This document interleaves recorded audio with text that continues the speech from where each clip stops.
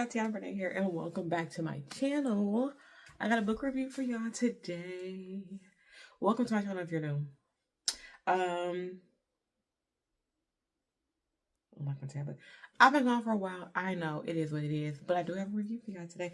The name of the book is Love in the Outfield. It is by an author named Kaylyn. I just read this book this month in March. It's not an overview. Y'all should be happy about that. Anyways, if this is your first time watching a book review with me, I take notes on the book as I'm reading the book. So most of it is like live reactions. So when I'm going over my notes, you'll see me discover some stuff in the end that answer questions I posted in the beginning. That's just because I take notes as I'm reading. I don't really summarize books when once I get to the end of the book or finish the book. Sometimes I do that, but that's not my norm. Anyways, the name of the book is Love in the Outfield. Like, once again, the author's name is Kaylyn. You guys will see the cover on the side of me. It is the 23rd new book that I've read this year. That's the 23rd book in total because I do a lot of rereads as well, but this is the 23rd new book that I've read this year. It has 456 pages. This was a digital read on Kindle, so it's a lengthy book. It's not that typical 100 to 150, so it's pretty lengthy. I rated it a 4.5. I'm sorry, girl, you're my kid. I rated it a 4.5 out of 5. So we're going to get into the synopsis first. Once again, if you're new here, sometimes the synopsis is pulled right off of Amazon. The length, sometimes it's the whole synopsis, sometimes it's half, sometimes it's just the parts that I think is the most important. So that varies. Today we do have the entire synopsis straight from the Amazon blurb. When Crew McKinney steps on the field for the Union City Comets, his performance demands all eyes on him, but he likes to keep his personal private. Noah Adams is a fearless culinary genius who pours her heart and soul into creating food that is nothing short of magic. They live separate lives, intertwined in a fiery clash when fate unexpectedly throws them together. They discover a surprising connection through late-night conversations in the kitchen and stolen moments away from the spotlight. Relationships are never without challenges, from scandals to insecurities. Will they overcome their differences and insecurities to find lasting love, or will they be forever destined to wonder what could have happened? What could have been?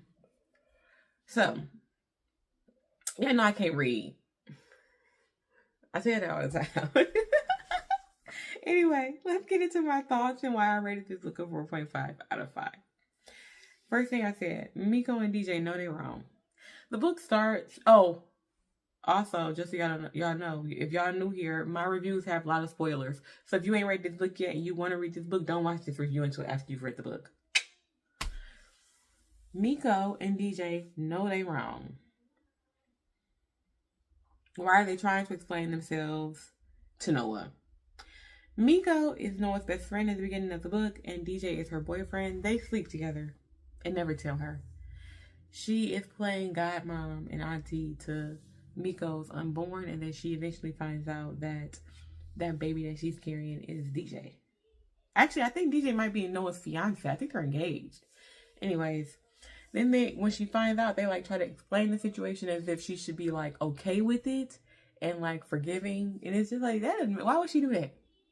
And then you kept the baby. Why would she do that? I said they didn't even come clean when it happened. She doesn't find out until she opens the conversation. It's not a situation where they have a drunk night and then they confess to her. No. She finds out because she hears the conversation between the two of them. Then I said, it kind of feels like Tasia inherited her friend's bad marriage and brought it home to hers. Crew is married to someone named Tasia. From what I understand, they're high school or were high school sweethearts. And Crew is a professional baseball player in the MLB. And Tasia is friends with if you've ever watched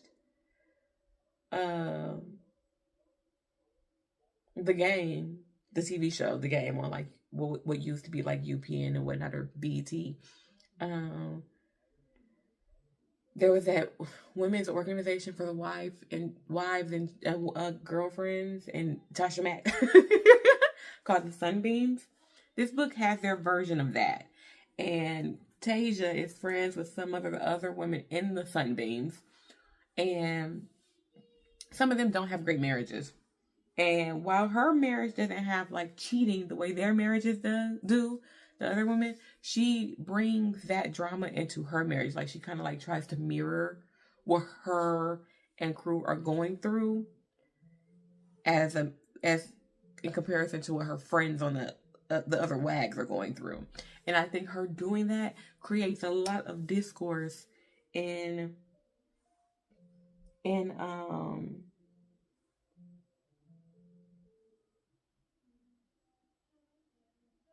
their relationship.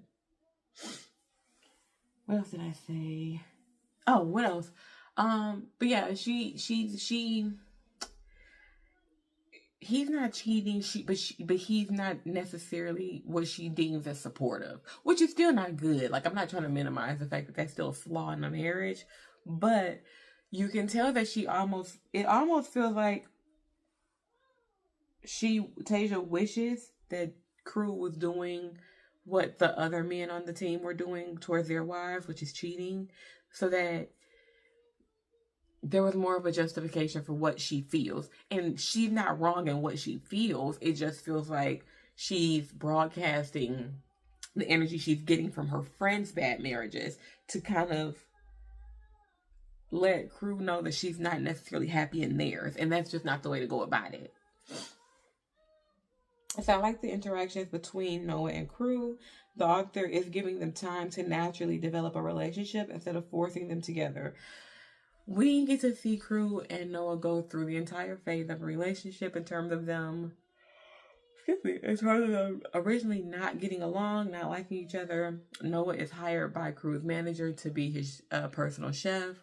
So we get to see the entire dynamic play out of them not liking each other, to them getting to know each other, to them falling in love, and just like a natural progression. I really did enjoy seeing that, and I like that the book was long enough for us to fully flesh that out and to fully see that develop. Tasia acting like crew was a cheater is kind of funny. Just more proof she absorbed her friend's problems. Once Tasia eventually does file for divorce from crew. Once she filed for divorce, before the divorce is final, crew starts hanging out with Noah. And Tasia takes that to mean that he was cheating on her with Noah, even though Noah and crew have both said that that's not true. But because she is around women who are in relationships and marriages where their husband, the successful MLB player, is cheating, she immediately goes to that defense. And feels like them just dating once the divorce happened or started, the process for the divorce started. She's acting like that's not possible. And that's because she's taking in that energy and those thoughts and feelings from her friends who are in marriages where they aren't going well and the men are cheating. DJ constantly harassing Noah is annoying. LOL, go away. The whole book, pretty much, DJ is trying to have a conversation with Noah to get her back. And it's like, you slept with her friend. And then we start to see little peeks into what their relationship was. And we start to see that he wasn't a good partner anyways. So she never should have stayed with him this long anyway. It never should have made it to a proposal. It never should have made it to fiance. Thankfully, it didn't make it to marriage. But we start to see that as we read the book more and more. Noah at one point is basically antagonizing Tasia, which was very annoying. Tasia is justifiably upset that Noah has moved on so quick, that crew has moved on so quickly. If you were with this person since high school, and this comes from I've been with my husband since I was 21. I am now about to be 33 in May. If you've been with somebody for that amount of time and you wanted the marriage to work, like, it's not a situation where Tasia didn't want the marriage to work. She wanted the marriage to work. It wasn't working, and both of them were unhappy. You're not going to be happy when less than a year later, you see him putting all of that into somebody else. You're not going to be happy. He's been on this team for, I forgot how many years they say he's been playing, but this is the same team he's been on his entire time he's been playing baseball professionally. She's made friends with these women on the team. She's venting to her friends about how she feels about what the situation is with her current, now ex-husband. And anytime Noah overhears them talking about it, she inserts herself. And that's so annoying to me because you have no idea what their marriage was for her. You're getting whatever version Crew told you, and you're getting whatever version of Crew he's giving you. But Crew has also explained to you that he could have been more present for her. He said that. And so she's crying to her friends about, oh, he's on the internet bragging about this new woman and he can't possibly not love me anymore. What, like, rightfully so, because it hasn't even really been a year since the divorce.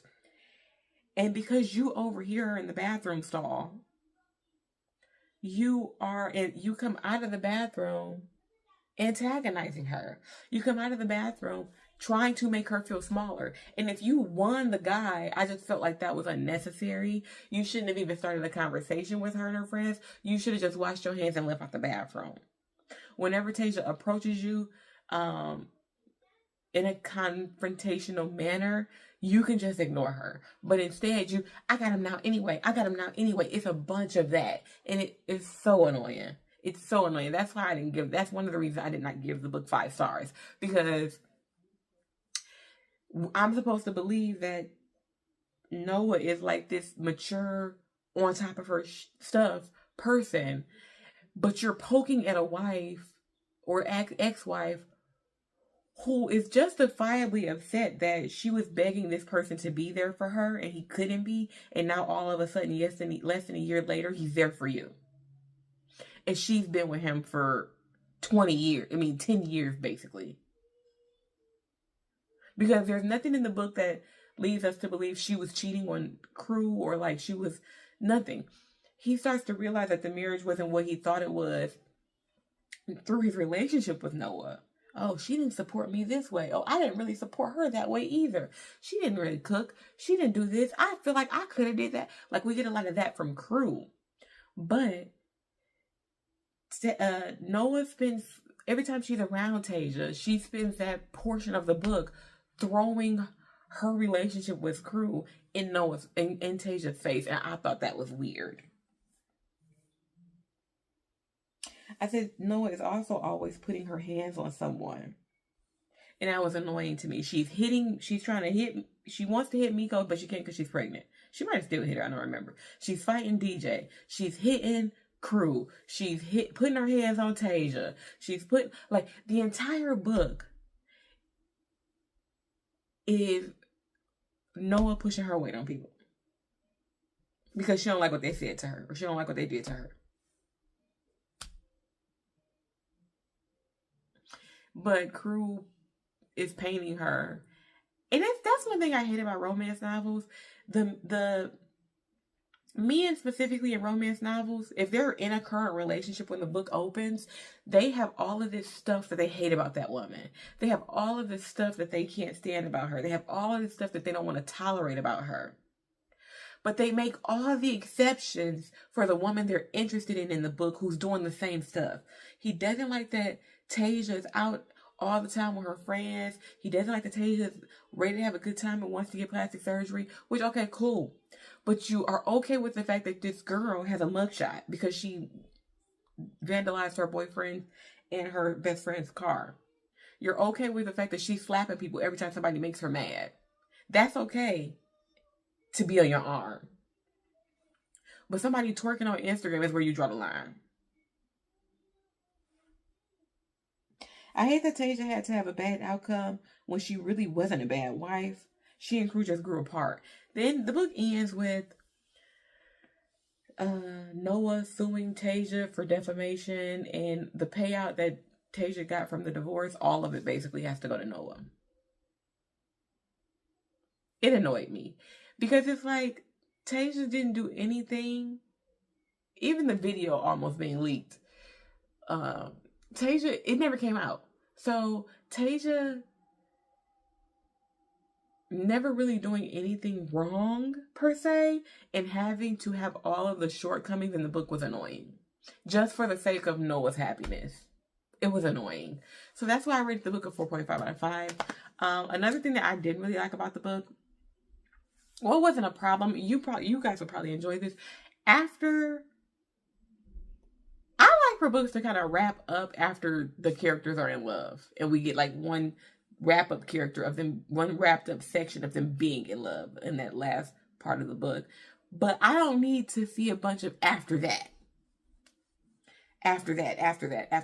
So once I got to the end of the book, which was the final act of them admitting their love for each other and us seeing them as a couple, I didn't need much more after that. And there was still like 20, 30 pages left. 20, 30 pages after that. And I'm like, what else is there to talk about? And then that's when we got the random stuff of Tasia getting sued by Noah and that I wasn't really here for. But overall, it was a really good book. I'm reading another book by this author right now because I really do like her work. But yeah, 4.5 out of 5. If you've read this book, down below, let me know what you guys thought about it. If you plan on reading this book, let me know what you guys think about it. This review. Or no, don't watch this review until you read the book. Because I always have spoilers. So we're not going to watch until we read. Anyway, like, subscribe, and all that fun stuff down below. And I will see you guys in my next video. Bye.